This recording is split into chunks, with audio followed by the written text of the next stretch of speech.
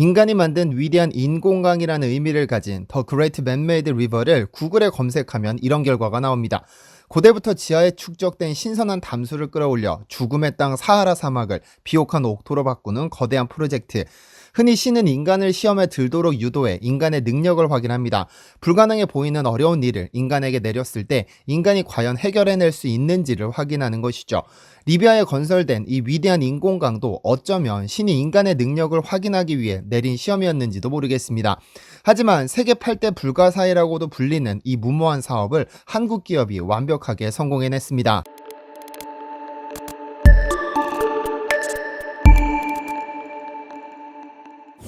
안녕하세요, 디스멘터리입니다. 13억이라는 어마어마한 인구수를 자랑하는 중국은 5개의 자치구를 두고 있습니다. 즉 중국 정부가 해당 지역의 주민이 직접적으로 통치할 수 있도록 권한을 부여한 지역입니다. 그중 티베트 자치구가 있는데요. 어떻게 해서든 중국으로부터 분리 독립하려는 티베트를 중국은 전 세계의 시선이 어떻든 치졸아리만치 꽉 잡고 놓아주지 않고 있습니다.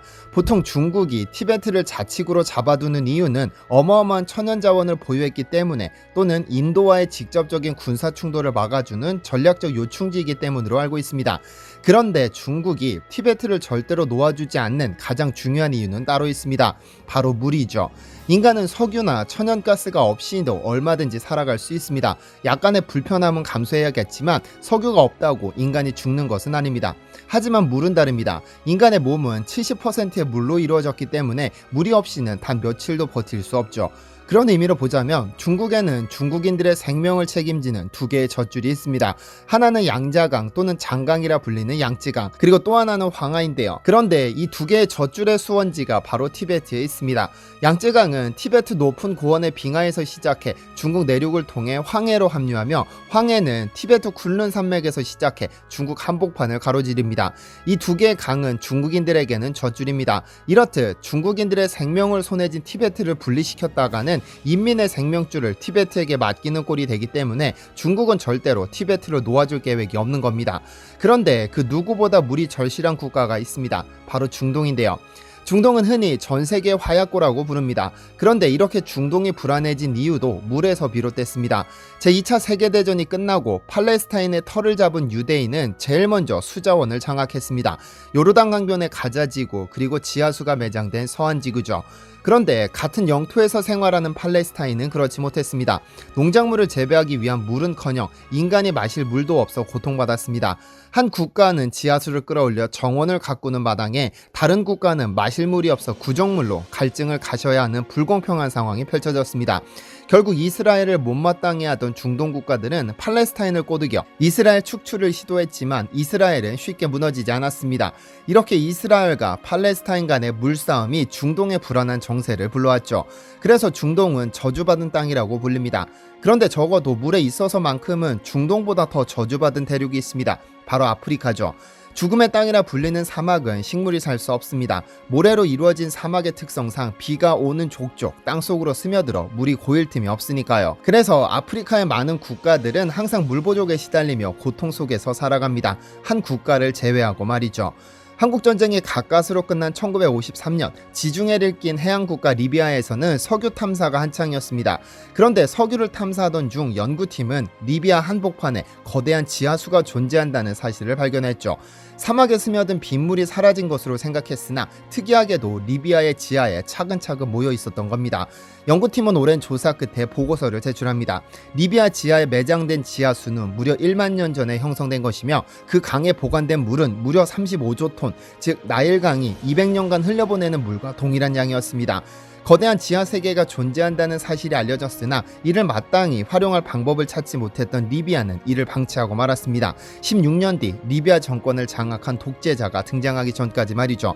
바로 세계 최악의 독재자로 불리는 카다피입니다. 비록 독재자이기는 했으나 카다피의 꿈은 원대했습니다. 자신이 지도자로 있는 동안 녹색혁명을 일으켜 아프리카의 평화를 가져다주고 싶었죠. 그가 생각한 녹색혁명은 지하에 매장된 지하수를 끌어올림으로써 죽음의 땅 아프리카를 녹색으로 물들이겠다는 꿈이었습니다. 그리고는 1980년대에 접어들면서 정부 내 사업부를 특별 조직하고 특별법을 제정하는 등 지하수를 끌어올리겠다는 계획을 구체화시키기 시작했는데요. 이름하여 리비아 대수로 공사는 리비아 남쪽 사하라 사막 지하 지하에 매장된 지하수를 물이 부족한 지중해 해안 도시에 공급하는 인공 물길, 즉 수로를 만드는 프로젝트입니다. 총 길이 5,524km의 수로를 통해 하루 650만 톤의 물을 공급하는 것으로 전체 공사비만 해도 무려 33조 5,500억 원에 이르는 인류 역사상 단 한 번도 등장한 적 없는 프로젝트였는데요. 이는 카다피가 아프리카의 식량난을 해결하겠다면서 추진한 녹색혁명의 핵심입니다. 단순히 도시에 물을 공급하는 것에서 그치지 않고 사막이라는 죽음의 땅에 물을 댐으로써 농토를 바꿔 근본적인 식량난을 해결하겠다는 것이었죠. 그는 이 대수로를 이용해 한반도 전체 면적의 8배에 이르는 5,324억 평의 사막을 옥토로 만들겠다고 했고, 이 사업을 두고 카다피 대통령은 세계 8대 불가사의로 명명해 대대적으로 홍보하고 나섰죠. 당시 리비아 내에서는 당장 국민들 먹거리 해결이 먼저라는 극심한 반대가 있었음에도 독재자는 불도저처럼 밀어붙였습니다. 그러면서 이 공사를 완벽하게 성공해낼 수 있는 기업을 선정하기 위해 사업을 국제경쟁 입찰에 붙였고, 당시 전 세계에서 31개 건설사가 입찰에 참여했습니다. 그런데 수주에 성공한 기업은 상당히 의외의 기업이었습니다. 전 세계 유수의 건설사를 제치고 카다피가 선택한 기업은 바로 한국의 동아그룹입니다. 당시 동아그룹은 최원석 회장이 이끌고 있었는데, 그는 이 공사를 시작할 당시 잊지 못할 기억이 있습니다. 쿠데타를 통해 리비아를 장악한 카다피는 그의 정치 생명을 내걸고 대수로 사업을 추진했는데요. 사하라 사막 깊숙한 곳에 매장된 1만 년 전의 지하수를 파이프로 끌어올려 지중해까지 보낸다는 누가 봐도 불가능한 사업이었지만, 성공만 한다면 그는 평생 동안 리비아를 통치할 수 있을 것 같았습니다. 이에 그는 사막 한복판에서 최원석 회장과 미팅을 주선해서는 백마를 타고 달려와 직접 브리핑을 했다고 하죠. 이 사업은 총 5차례로 계획됐는데 1, 2차를 제대로 건설해 5단계까지 전부 만들어달라고 특별히 부탁해왔습니다. 1단계는 동부축에 물을 끌어올려 하루 200만 톤을 벵가지로 공급하고, 2단계는 서부축에 물을 끌어올려 트리폴리까지 공급하는 것이었습니다. 3기는 이집트까지, 4기는 튀니지까지 공급해 아프리카의 사막을 농토로 바꾸겠다는 인간의 한계를 여지없이 넘어서야 하는 공사였는데요. 특히 1단계는 모든 사업의 시작인 만큼 악마의 공사라고 불렸습니다. 왜냐하면 그 물을 보내는 송수관을 제작하는 공장이 사리라라는 사막 한복판에 만들었는데 환경 조건이 최악이었습니다. 리비아 현지에서 확보 가능한 자재는 골재와 시멘트, 물뿐이었고, 그 외의 자재는 전부 직접 자급자족해야 했습니다. 여기에 사막의 강력한 모래바람은 순식간에 사막의 모양을 바꿔버렸고, 이 모래바람은 자동차 유리창을 마모시키는 힘을 가졌습니다. 어쨌든 1800km가 넘는 관로에 매립한 송수관은 그 무게가 최대 80톤에 이르렀는데 1단계에서 필요한 송수관만 24만 6천 개였는데요. 송수관 운반 작업은 그야말로 장관이었습니다. 공장에서 출발한 2개의 운반팀은 한 번에 60개씩 운반했는데 60대의 차량은 500m 간격을 유지하면서 무려 30km를 꽉 채웠다고 하죠. 또한 1mm라도 오차가 생기면 중간에 누수가 발생하기 때문에 송수관을 매설한 후 각 8km마다 품질 검사를 실시했습니다. 24시간 동안 실제 수압의 120% 물을 쏘아보내 누수가 없다는 사실이 확인되어야 다음 구간으로 이동했죠. 그런데 결과적으로 2단계를 동아건설이 수주하기는 했지만 이 수주 단계에는 비하인드 스토리가 있습니다. 카다피는 1단계를 수주한 동아건설을 압박해 어떻게 해서든 입찰 가격을 낮추고자 했습니다. 가난했기 때문이죠. 그래서 2단계 수주 기업을 선정하기 위해 동아건설의 의향도 묻지 않고 전 세계 기업들에게 경쟁 입찰을 공시했는데 무려 50억 달러가 넘는 공사를 마다할 기업은 없죠. 한국의 대우, 현대, 삼성, 한양, 삼원, 한진 등 8개 기업들뿐 아니라 외국에서 총 72개의 업체가 경쟁 입찰에 참여했는데요. 사전 심사를 통해 최종 입찰이 허용된 기업은 총 7개로 압축됩니다. 그런데 리비아는 입찰 가격을 낮추기 위해 일정을 의도적으로 3년이나 늦춰버렸고 최종적으로 프랑스, 인도 그리고 동아건설이 남았죠.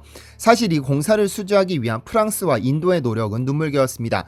프랑스는 리비아의 국제정치계에서의 입지를 바꾼 후 외교활동을 펼치겠다고 선언했고, 인도는 동아건설에 비해 턱없이 낮은 입찰가를 제시해 리비아의 마음을 흔들었습니다. 그리고 최종 입찰 가격으로 인도는 27억 달러를, 동아건설은 36억 달러를 써냅니다. 인도 입장에서는 무려 10억 달러에 가까운 낮은 가격으로 입찰했기 때문에 당연히 수주할 것이라 예상했지만 오히려 너무 낮은 가격에 당황한 리비아가 입찰 중단을 선언했는데요. 그러다 동아건설에게 엄청난 반전이 일어납니다. 동아건설이 수주를 거의 포기하려던 찰나 1단계 공사가 진행된 아즈다비아에서 물이 제대로 나오는지를 확인하는 예비 통수식이 거행된 것이죠. 그런데 이 행사는 카다피 입장에서 굉장히 중요한 행사였습니다. 죽음의 땅 사막에 진짜로 물이 나온다는 사실을 확인시켜 준다면 카다피 입장에서도 어느 정도 면이 설 수 있으니까요. 그리고 마침내 이 행사를 보기 위해 참여한 주민들의 앞으로 지하에서 끌어올린 지하수가 콸콸 쏟아져 나오기 시작합니다. 400km를 달려온 만큼 아낌없이 물을 쏟아냈고, 이를 지켜보던 주민들은 너도 나도 물로 뛰어들었죠. 그리고 이를 지켜보던 카다피 측근들은 일제의 감격을 표하면서 세리카 동가라고 외쳐댔습니다.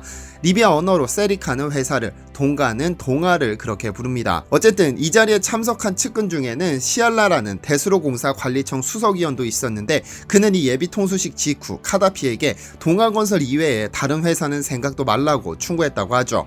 그리고 마침내 카다피는 동아건설에게 파격적인 제안을 내립니다. 경쟁 입찰 방식에서 수의계약으로 변경해 2단계 공사를 발주했고, 동아건설이 제시한 36억 달러보다 50%나 상승한 53억 달러를 제시했습니다. 이렇게 동아건설은 53억 달러라는 인류사 최대 토목공사를 수주하게 된 겁니다. 원래 동아건설은 3, 4단계까지 전부 수주할 것으로 예상됐지만 2003년 대한통운에게 인수되면서 흐지부지되고 말았습니다. The Great Man-Made River, 즉 인간이 만든 위대한 인공강이라는 이름이 붙은 세계 8대 불가사의를 한국 기업이 건설했다는 건 오래도록 리비아인들의 가슴에 남아있을 것입니다. 아무리 어려워 보이는 건설이라도 포기하지 않고 도전하는 끈기 덕분에 현재 한국이 있는 것이 아닐까요? 시청해주셔서 감사합니다.